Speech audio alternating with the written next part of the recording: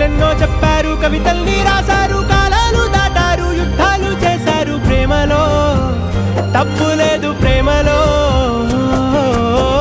వేల వేల వెన్నెలంత నీదవాలి వెలుగునంత మోయమంటే నేను ఎంత రే.